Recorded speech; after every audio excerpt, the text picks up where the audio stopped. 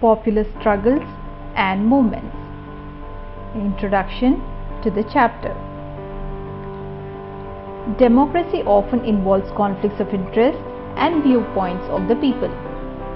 An ordinary citizen can play a vital role in a democracy through pressure groups and movements that can influence decisions made by those in power. Now let's see the popular struggles in Nepal and Bolivia. Democratic movements in Nepal. In the year 2006, Nepal witnessed a popular movement which was aimed at regaining popular control over the government from the king. Political parties joined hands and a new coalition was formed called the Seven-Party Alliance, or the SPA, which called for a 4-day strike in the country's capital, Kathmandu.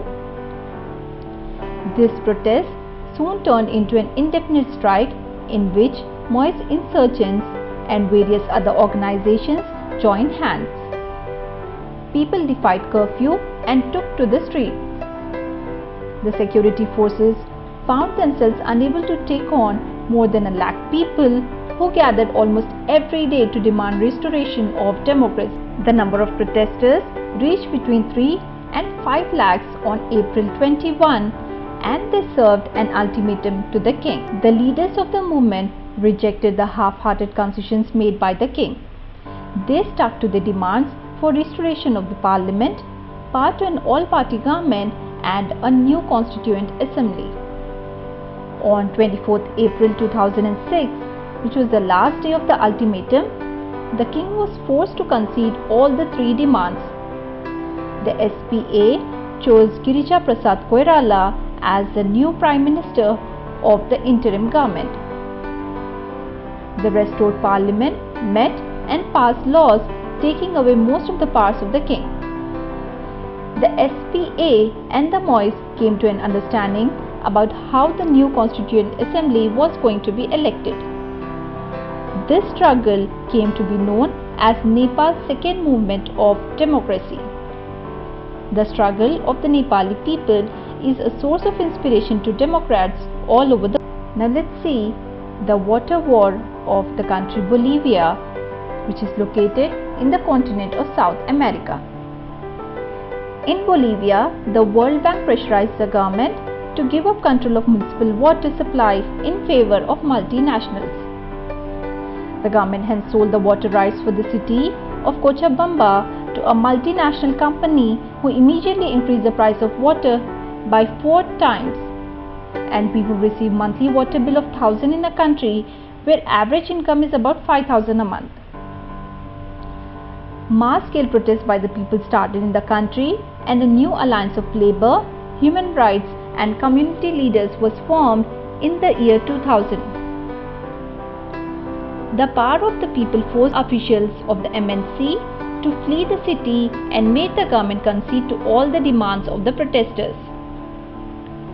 The contract with the MNC was cancelled and water supply was restored to the municipality at old rates. This came to be known as Bolivia's water war.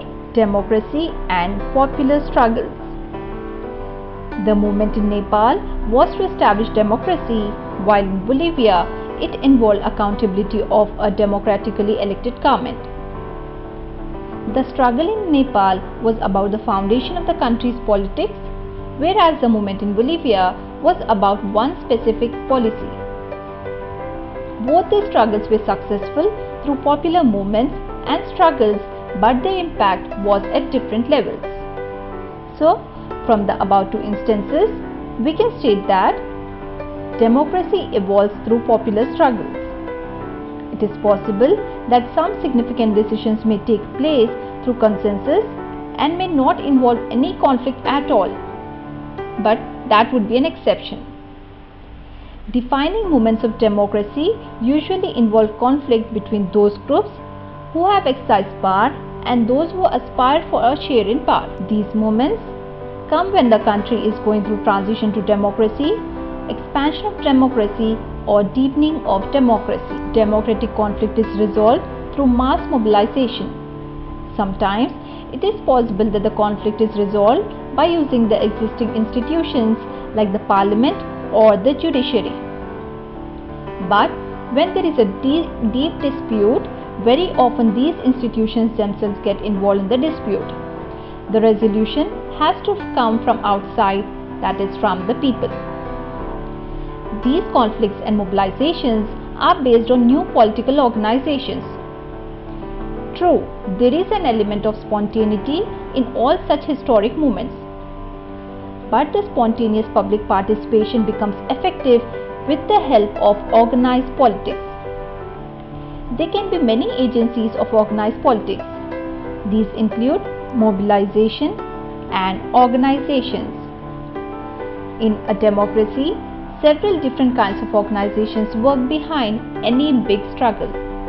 These organizations play their role in two ways. One obvious way of influencing the decisions in democracy is direct participation in competitive politics. This is done by creating parties, contesting elections, and forming governments. But every citizen does not participate so directly.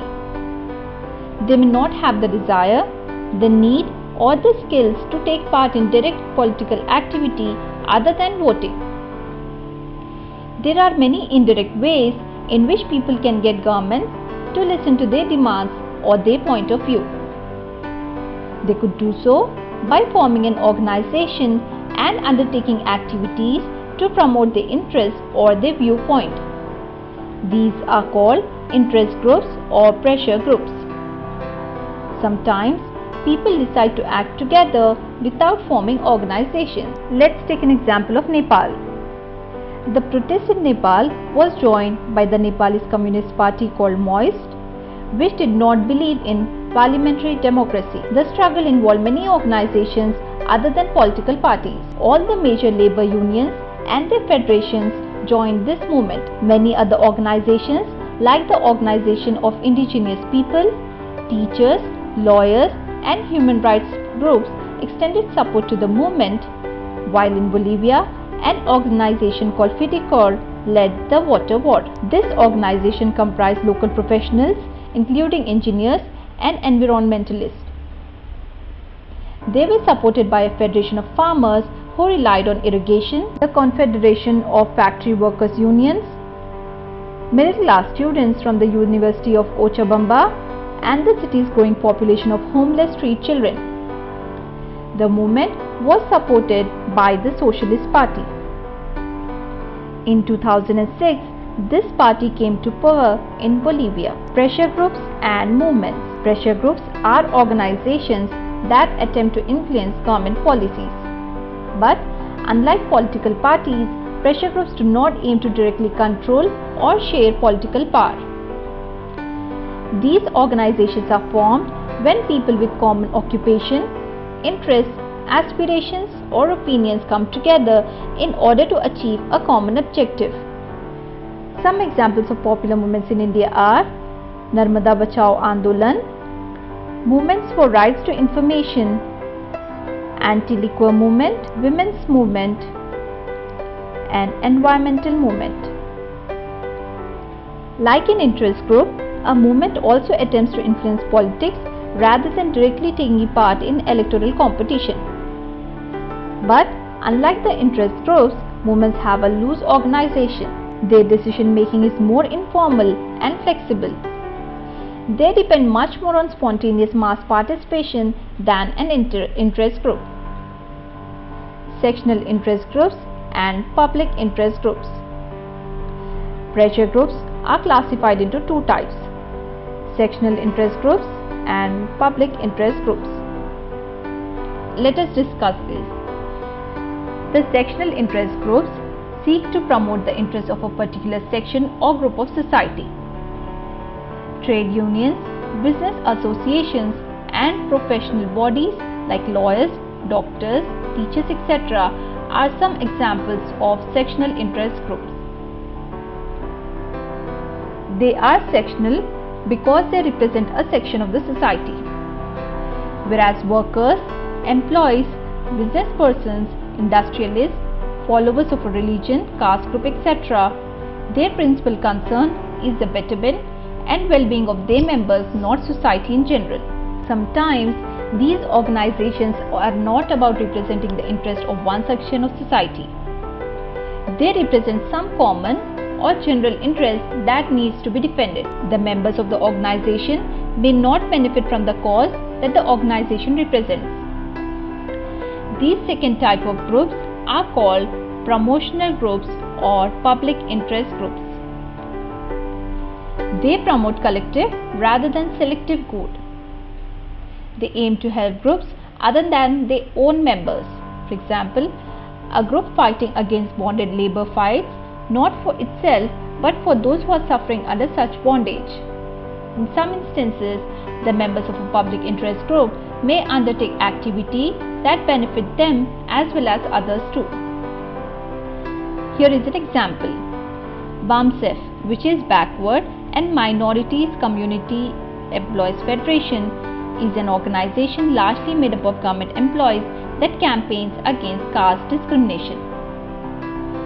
For example, BAMSEF, which is Backward and Minorities Community Employees Federation, is an organization largely made up of government employees that campaigns against caste discrimination. Movement groups can be broadly classified under two types. An issue-specific movement which seeks to achieve a single purpose usually within the specified time, like the Narmada Bachao Andolan movement. The movement started with the specific issue of the people displaced by the creation of Sardar Sarovar Dam on the Narmada river. Its objective was to stop the dam from being constructed. Gradually, it became a wider movement that questioned all such big dams and the model of development that requires such dams. Movements of this kind tend to have a clear leadership and some organization, but their active life is usually short. These single-issue movements can be contrasted with movements that are long-term and involve more than one issue. The other movements are general movements that seek to achieve a broad goal in the very long term. The environmental movement and the women's movement are examples of such movements. There is no single organization that controls or guides such movements. Environmental movement is the label for a large number of organizations and issue-specific movements. All of these have separate organization, independent leadership, and often different views on policy-related matters. Yet, all of these share a broad objective and have a similar approach. That is why they are called a movement. Sometimes, these broad movements have a loose umbrella organization as well. For example, the National Alliance for People's Movement is an organization of organizations. Various movement groups struggling on specific issues are constituents of these loose movements, which coordinates the activities of a large number of people's movements in a country. Now let's see the influence of pressure groups and movements on politics. These groups and movements try to gain public support and sympathy for their goals and their activity by carrying out information campaigns, organizing meetings, file petitions, etc. Most of these groups try to influence the media into giving more attention to these issues. They often organize protest activities like strikes or disrupting government programs, workers' organizations, employees' associations, and most of the movement groups often resort to these tactics in order to force the government to take note of their demand. Business groups often employ professional lobbyists or sponsor expensive advertisements. Some persons from pressure groups or movement groups may participate in official bodies and committees that offer advice to the government. While interest groups and movements do not directly engage in politics, they seek to exert influence on political parties. Most of the movement groups take a political stance without being a party. They have political ideology and political position on major issues.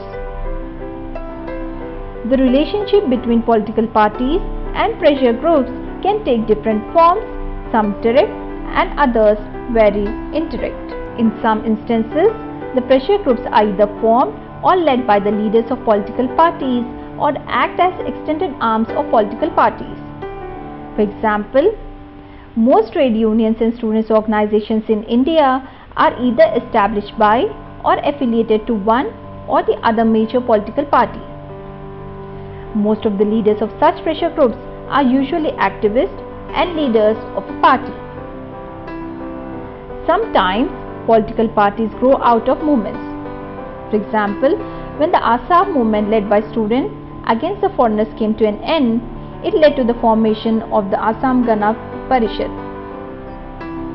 The roots of parties like the DMK and the AIA-DMK in Tamil Nadu can be traced to a long-drawn social reform movement during the 1930s and the 1940s.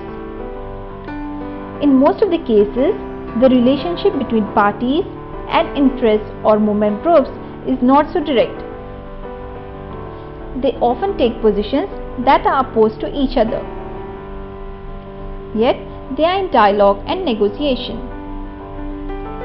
Movement groups have raised new issues that have been taken up by political parties. Most of the new leadership of political parties comes from interest or movement groups. Now let's see the influence of pressure groups, which could be healthy or unhealthy. In most cases, the relationship between parties and interest groups or movement groups is not direct. They often take positions that are opposed to each other, yet they are in dialogue and negotiation.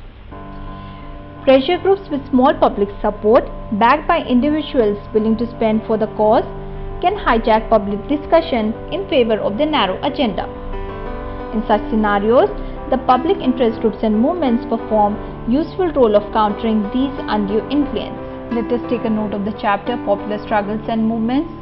Popular struggles in countries Nepal and Bolivia. In April 2006, Nepal witnessed a popular movement which was aimed at regaining popular control over the government from the king, whereas in Bolivia it was a water war against the government which made it concede to all the demands of the protesters. Democracy and popular struggles. The movement in Nepal was to establish democracy, while in Bolivia it involved accountability of a democratically elected government. The struggle in Nepal was about the foundation of the country's politics, whereas the movement in Bolivia was about one specific policy. Both these struggles were successful through popular movements and struggles, but the impact was at different levels. I hope the topic is clear.